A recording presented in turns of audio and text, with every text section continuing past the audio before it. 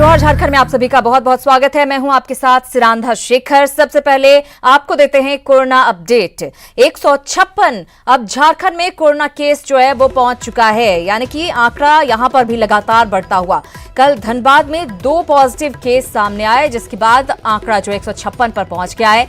मुंबई से लौटे थे संक्रमित मरीज धनबाद, और ये दोनों ही संक्रमित पाए गए हैं। रांची अधिक संक्रमित है, गढ़वा दूसरे नंबर पर है, और रिम्स में एक साथ 23 कोरोना मरीज ठीक भी हुए हैं। ये एक राहत भरी खबर। साथ ही हम आपको बता दें 156 मरीजों में से 78 मरीज हैं कुल, जो कि ठीक हो चुके हैं इलाज के बाद। रांची में कोरोना संक्रमित मरीजों की कुल संख्या 93 अभी तक है, और 11 जिलों में अभी तक कोई पॉजिटिव केस सामने नहीं आया है। ये जिले जो हैं अछूते हैं कोरोना से। दूरदर्शन पर कल से स्कूली कक्षा का संचालन शुरू हो जाएगा। राहत मिलेगी स्टूडेंट्स को। अब 28 दिन पर कोरोना से सील एरिया खोला जाएगा। इधर लॉकडाउन में प्रवासी मजदूर कष्ट सहकर भी अपने गांव लौट रहे हैं। आज 2 बसों में 60 से ज्यादा मजदूर महाराष्ट्र के जलगांव भुसावल से रांची पहुंचे। महाराष्ट्र सरकार की ओर से जारी पास से रांची तक का सफर करने के लिए इन मजदूरों को 4,500 प्रति यात्री तक किराया देना पड़ा। हालांकि गोड्डा जाने से पहले उन्हें रांची में प्रशासन ने रोक दिया। हरमू बाईपास से सड़क किनारे बैठे मजदूरों का हाल जाना रांची संवाददाता उपेंद्र कुमार ने। कोरोना बंदी ने मजदूरों की समस्या बढ़ा दी है। खास करके वैसे मजदूर जो दूसरे राज्यों में हैं, उनमें उनकी जो समस्या है वो आपको दिखाने की कोशिश करेंगे। ये हरमू बाईपास के पास हैं ये लोग। महाराष्ट्र के जलगांव में ये कंस्ट्रक्शन कंपनी में काम किया करते थे। वहां से ये लोग अपने घर वापसी के लिए रांची आए हैं। 2 बस की व्यवस्था इन्होंने की थी, और जो जानकारी मिली है उसके अनुसार एक पैसेंजर से 4 से 4,500 रुपया का किराया इन्होंने दिया है, पे किया है। और उसके बाद यहाँ पे आए हुए छोटे छोटे बच्चे हैं। भैया, कहाँ से आप आए हैं और समस्याएं क्या हुई, वहाँ क्या काम किया करते थे? जलगांव भुसावल से आ रहे हैं सर। काम सिविल कंस्ट्रक्शन में करते थे। और वहाँ पे दिक्कत तो कुछ नहीं थी, लेकिन 1 महीना से हम लोग भी डर थे, कोरोना के डर से काम नहीं करते थे। फिर भी अंदर में काम था तो 2-4 आदमी काम करता था। उसके वजह से कंपनी खर्ची देती थी, उससे हम लोग खाना पीना खाते थे। तो जब जिसका नहीं निकल रहा है, जिसका निकल भी रहा है, तो कुछ अपना ठेकेदार भी, कॉन्ट्रैक्टर भी दिया कुछ पैसा। तो कितना पैसा बस वाले को दिया आप लोग? बस में 4-4.5 लग गया है सर। 4,500 एक आदमी का? जी सर। किलोमीटर पे आया है सर बस वाले। खाना में तंग कर रहे हैं। अच्छा, और रास्ते में खाने पीने का भी दिक्कत हो रहा होगा?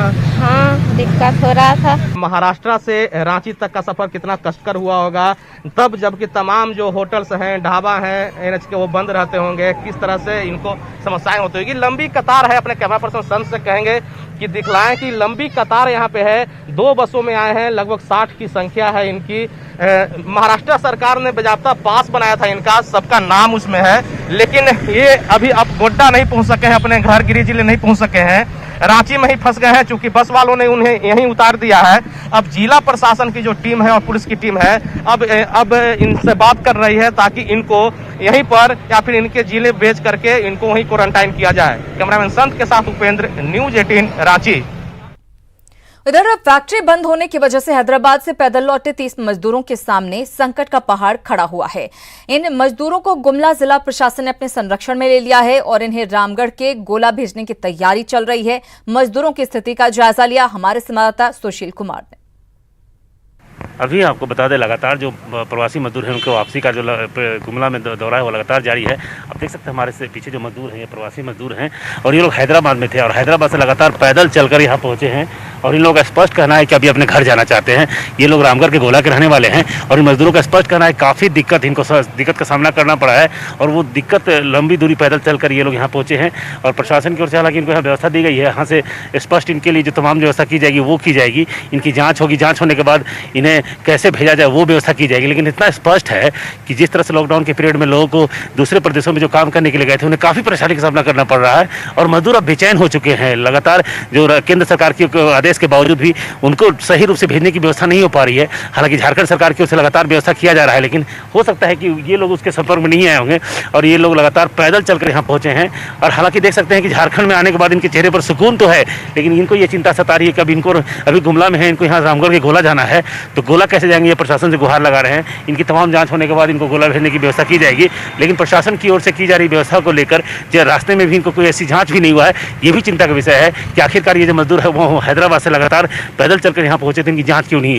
ये भी सवाल निशान खड़ा करता है कि कोरोना को लेकर अगर बचना है तो एहतियात बरतना पड़ेगा, और उन तमाम चीज़ों को लेकर कहीं ना कहीं कार्रवाई की जा रही है। लेकिन अब तक मजदूरों को जिस तरह से इनकी परेशानी हुई है, पैदल चलकर यहाँ आए हैं, और प्रशासन देखना ये होगा कि कैसे इनकी व्यवस्था करके इनको भेजता है। लेकिन फिलहाल ये मजदूर गुमला पहुंच चुके हैं और प्रशासन गुहार लगा रहे हैं कि इनको इनके घर भेजने की व्यवस्था की जाए। न्यूज़ 18 के लिए गुमला से सुशील कुमार। झारखंड में कोरोना का संक्रमण तेजी से फैल रहा है, लेकिन इसके बावजूद प्रशासन पूरी तरह से अलर्ट नजर नहीं आ रहा है। बिहार के खगड़िया के रहने वाले करीब 20 मजदूर पैदल ही चतरा से अपने घर के लिए निकल पड़े हैं। ये मजदूर चतरा जिले के 5 थानों से गुजरते हुए आगे बढ़ रहे हैं, लेकिन इन्हें कहीं पर भी रोका नहीं गया। प्रवासी मजदूरों ने बताया कि वो चतरा के टंडवा स्थित एनटीपीसी के लिए कार्य कर रही प्राइवेट एजेंसी में काम करते हैं, लेकिन लॉकडाउन के बाद एजेंसी का काम पूरी तरह से बंद था, जिसके बाद ये अपने घरों की ओर निकल पड़े। खाने पीने का दिक्कत था। बिहार के रहने वाले हैं, खगड़िया डिस्ट्रिक्ट का एनटीपीसी, यहाँ झारखंड एनटीपीसी टंडवा में काम कर रहे थे। Suresh techno company. कुछ दिनों अपने पैसे से खाए पिए और परमिशन भी बनाने गए, 10 दिन से घूम घूम करके आए। इधर दूसरे राज्यों से पैदल चलकर झारखंड पहुंचे प्रवासी मजदूर अपने ही राज्य में आकर फंस गए हैं। सैकड़ों किलोमीटर पैदल चलने से पहले ही उनकी हिम्मत जवाब देने लगी है, लेकिन प्रशासन की रोक-टोक की वजह से उनकी परेशानी बढ़ती जा रही है। ओडिशा से 400 किलोमीटर पैदल चलकर तमाड़ पहुंचे 16 मजदूर डोड़ैया चेकपोस्ट पर पकड़े गए। इन्हें शेल्टर होम में रखा जा रहा है, लेकिन इन्हें आगे गोड्डा जाना है। क्या करेंगे, मजबूरी का काम कारण पैदल चलना पड़ा। सरकार का तरफ से 1.5 महीना हो गया, कोई सुविधा नहीं मिला, तो हम लोग वहाँ से पैदल निकल गए। अब सरकार हमारा मदद करे कि हम यहाँ रांची तक पहुँच चुके हैं, तो हमको गोड्डा किसी तरह पहुँचाया जाए। कितना किलोमीटर यहाँ से फिर जाना है? 350 किलोमीटर, 300 किलोमीटर के करीब में और बाकी है सर हम लोग के जाने के लिए। इसलिए सर हम लोग को कोई साधन नहीं मिल रहा है कि हम लोग जा सकें। तो यही है साहब, आपसे अनुरोध कीजिए कि ऐसे आप भी आ चुके हैं सर, तो हम लोग को पहुँचाने के कम से कम आप कोशिश करिए सर कि हम जो से अपनी बड़ी माँ के अथवा कर सकें अंतिम संस्कार। लातेहार पहुंच रहे मजदूरों के लिए खास इंतजाम किए गए हैं। यहां रेड जोन से आने वाले मजदूरों की स्क्रीनिंग की जा रही है और फिर रिपोर्ट नेगेटिव आने पर उन्हें होम क्वारंटाइन पर भेजा जा रहा है। आपको बता दें कि लातेहार में अब तक एक भी कोरोना पॉजिटिव केस सामने नहीं आया है और जिला प्रशासन भी खास एहतियात बरत रहा है।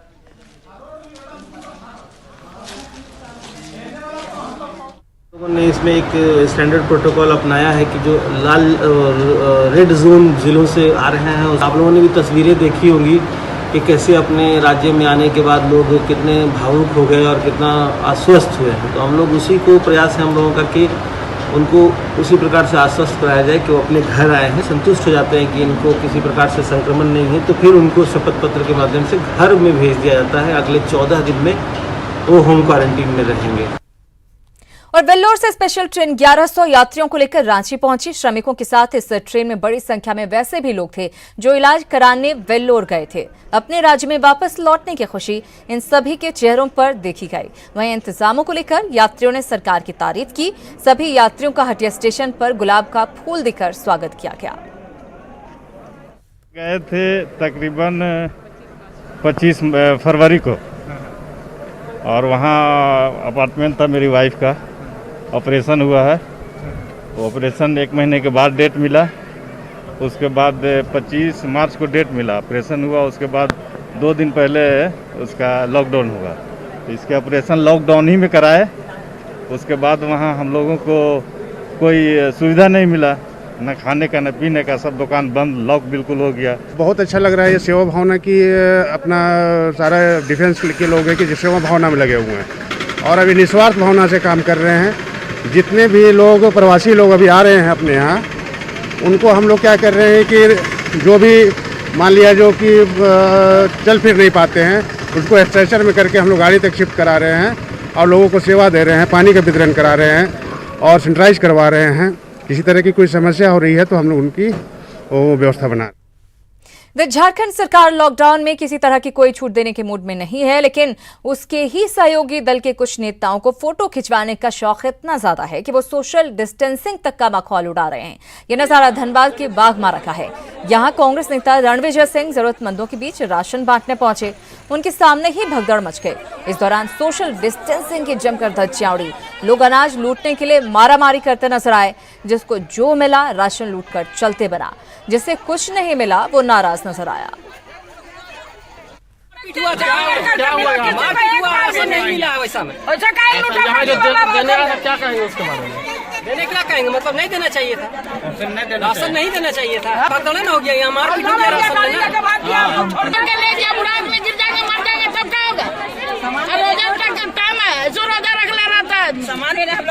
जो बांटने क्या हुआ? नहीं चाहिए यार, काहे दिया? लूट लिया जो नहीं दिया राशन नहीं। जिन्हें कार्ड के द्वारा, जिसके पास कार्ड नहीं है और उसे राशन नहीं मिल पा रहा है, उसको हमारे द्वारा, हमारे संगठन के लोगों के द्वारा कराया जा रहा है। और निश्चित तौर पर हर एक लोगों तक राशन पहुंच भी रहा है और हमारा प्रयास है कि कोई भी लोग भूखा नहीं रहे। और झारखंड में तेजी से बढ़ रहे कोरोना को लेकर जो तैयारी होनी चाहिए थी वो नजर नहीं आ रही है। ऐसे में अगर कोरोना के गंभीर मामले बढ़े तो मरीजों की जान पर भी बन सकती है, क्योंकि गंभीर मामलों के लिए जरूरी वेंटिलेटर की अस्पतालों में भारी कमी है।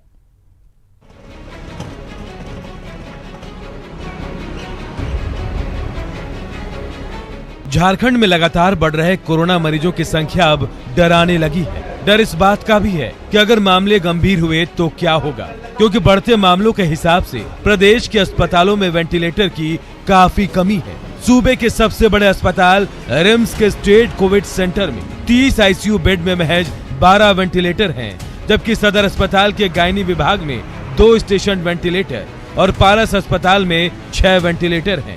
गंभीर मामलों को लेकर अब डॉक्टर भी डर रहे हैं। लेकिन हाँ, आने वाले 6 महीने के बाद कितना स्थिति क्या होने वाली और कितनी हमें वेंटिलेटर की जरूरत पड़ेगी, ये कहना अभी भी मुश्किल है। थोड़े और वेंटिलेटर हों तो ज़्यादा हम लोग खुद में कॉन्फिडेंस ज़्यादा फील करेंगे। वेंटिलेटर की ज़रूरत कुछ खास वैसी महसूस हुई नहीं है, तो जब ज़रूरत होगा तो हम लोग और भी पूल करेंगे। लेकिन 16 अभी कोविड वार्ड में ही हम लोग करके रखेंगे। परचेज करने की बात चल रही है, उसके लिए भी प्रोसेस में है। कितना? 25 और कम से कम परचेज करेंगे। रांची में रिम्स जैसे बड़े अस्पतालों को जोड़कर सिर्फ तो महज 40 वेंटिलेटर हैं और 25 के लिए ऑर्डर दिया गया है। वहीं 3 करोड़ की आबादी वाले झारखंड में सरकारी और प्राइवेट अस्पतालों को जोड़े तो महज 400 वेंटिलेटर ही हैं। लेकिन इसके बाद भी स्वास्थ्य विभाग ये सोचकर निश्चिंत बैठा है कि अभी गंभीर मामले नहीं हैं और नजर रखी जा रही है। केस देखे तो बहुत क्रिटिकल केसेस हम लोगों के पास नहीं है। इन्वेरिएबली इन्फेक्ट हो रहे हैं और बहुत सारे तो एसिम्टोमेटिक है, और अगर सिम्टोमेटिक है भी तो माइल्ड है। तो एज सच अभी तुरंत बहुत सारे वेंटिलेटर की ज़रूरत नहीं है। और HLL खुद बोला है कि वो लोग भी प्रोक्योरमेंट हो गया, बल्कि कुछ स्टेट को दिए भी है वेंटिलेटर। जून में कोरोना की बढ़ती आशंकाओं के बीच 3 करोड़ की आबादी में वेंटिलेटर का इतना कम होना ऊंट के मुंह में जीरे के समान है। हैरान करने वाला आंकड़ा तो ये भी है कि जहां पूरे देश में 40,000 की आबादी पर 1 वेंटिलेटर है, तो वहीं झारखंड में 70,000 की आबादी पर महज 1।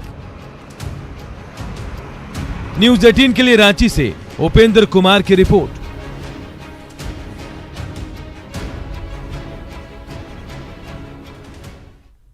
इधर कोरोना संकट में सभी बड़े और छोटे उद्योग धंधे बंद हैं। ऐसे में उद्योगपतियों ने काम नहीं होने के बाद भी कर्मचारियों को पूरा वेतन देने की बाध्यता से राहत देने की मांग सरकार से की है। झारखंड चैंबर ऑफ कॉमर्स के प्रतिनिधिमंडल ने श्रम मंत्री से मिलकर अपनी मांगे रखी। चैंबर अध्यक्ष ने कहा कि कोई भी कारोबारी स्किल्ड स्टाफ को खोना नहीं चाहता, लेकिन अगर काम बंद होने पर भी पूरी सैलरी देने का दबाव पड़ेगा तो व्यवसायी टूट जाएंगे। इधर श्रम मंत्री ने चैंबर को मांगों पर गौर करने और कोई रास्ता निकालने का भरोसा दिया है।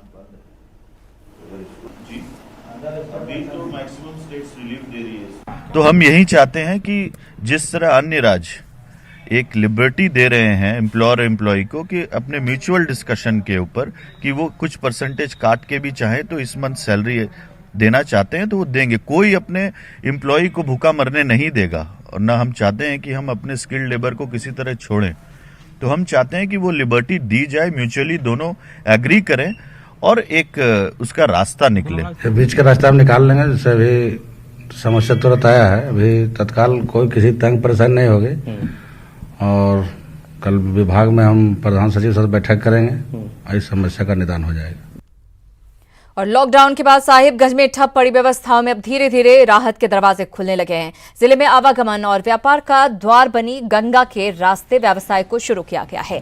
ठप पड़ी आर्थिक व्यवस्था में गंगा में मालवाहक के शुरू होने से न सिर्फ पत्थर व्यवसाय बल्कि सब्जियों के लिए किसानों को भी अब राहत की उम्मीद जगी है। अपर समाहर्ता ने बताया कि कोरोना बंदी में मालवाहक जहाजों में सिर्फ ट्रकों की ढुलाई होगी। वहीं जिला खनन पदाधिकारी ने बताया कि जहाजों के साथ सड़क मार्ग से भी पत्थरों की ढुलाई शुरू हो गई है।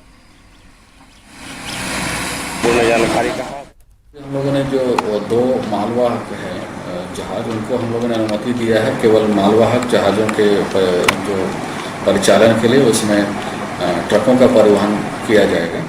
तो ऐसे मालवाहकों के लिए हम लोगों ने जो आदेश निर्गत किया, इसके अंतर्गत अनुमंडल पदाधिकारी इस पर जो है पर्याप्त नज़र रखेंगे ताकि इनमें केवल ट्रक का ही मूवमेंट हो, कोई पैसेंजर मूवमेंट नहीं हो, और इसके लिए वो समय समय पर वहाँ पर जाकर इसका निरीक्षण भी करेंगे। प्रकार की गाइडलाइन है, इंटर स्टेट का चल रहा है, हमारे यहाँ रैक की भी लोडिंग हो रही है और ट्रकों से भी खनिज का प्रेषण सुचारू रूप से चल रहा है। इससे हम लोगों को अभी तक राजस्व भी 20 लाख रुपया आ गया है खनन कार्यारंभ करने से, और मजदूरों को भी रोजगार मिल रहा है। और जमशेदपुर में लॉकडाउन 3 में विधायक सरयू राय की ओर से जरूरतमंदों के बीच खाने का वितरण किया जा रहा है। यहाँ हर दिन अलग अलग तरह के खाने का इंतजाम है। इनमें बिहार के मशहूर व्यंजन लिट्टी चोखा को भी शामिल किया गया है।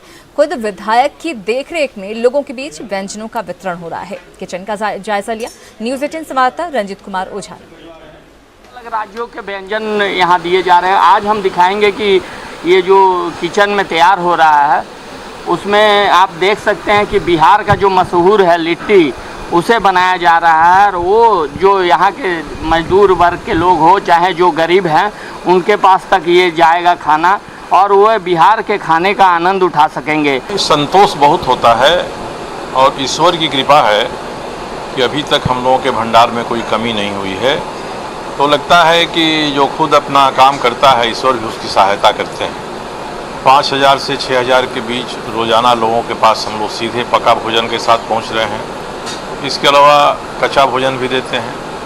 कुछ जगहों पर जहां लगातार 1 हफ्ते तक पक्का भोजन दिया गया है तो 1 हफ्ते के लिए उसको कच्चा राशन दे दिया जाता है। फिर दूसरे इलाके में पका और कच्चा का इस तरह से फेरबदल करके हम लोग दे रहे हैं। और हमारा ये प्रयास है कि एकरस भोजन नहीं रहे, रोज़ खिचड़ी पूड़ी नहीं रहे, बल्कि आज लिट्टी चोखा हो गया। पिछले दिन हम लोगों ने राजमा और भात दिया था, उसके पहले एक दिन इडली दिया गया था, एक दिन उपमा दिया गया था।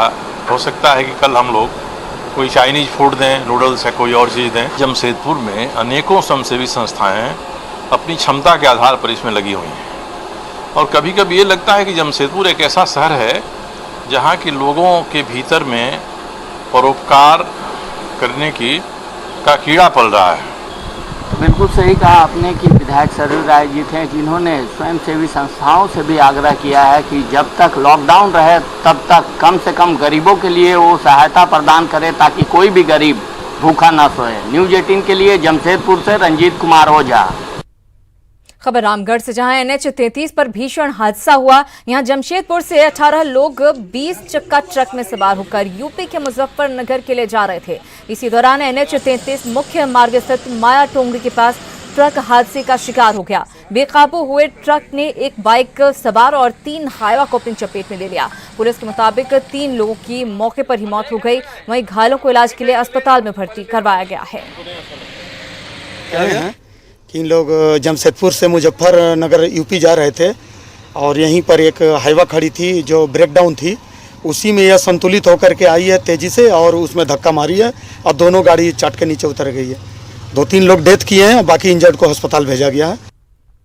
रांची के जगन्नाथपुर में डबल मर्डर से सनसनी फैल गई है। यहां नई कॉलोनी में एक महिला अपने पति और बेटे की हत्या कर फरार हो गई। मिली जानकारी के मुताबिक पुलिस जब मौके पर पहुंची तब पति की सांसें चल रही थी, लेकिन अस्पताल पहुंचाने पर उसकी मौत हो गई। लॉकडाउन के दौरान पति पत्नी के बीच हुए विवाद में यह घटना घटी। इससे पहले भी महिला अपने बच्चे के साथ कुएं में कूदकर जान देने की कोशिश कर चुकी थी। फिलहाल पुलिस फरार आरोपी की तलाश में जुटी हुई है और उनको हम लोग इलाज के लिए रिम्स भेजे। वहाँ जानकारी मिली कि वो डेथ कर गए हैं और बच्चा तो हम लोग के आने के पहले डेथ कर चुके थे। 5 बजे खबर मिली कि ऐसा यहाँ पे एक भाड़ेदार था जो अपने एक बच्चे और पत्नी के साथ रहता था। तो कुछ दिन पहले भी वो कोशिश की थी कुआं में कूदने का बच्चा को लेकर, तो यहाँ के लोगों ने उसको बचाया था।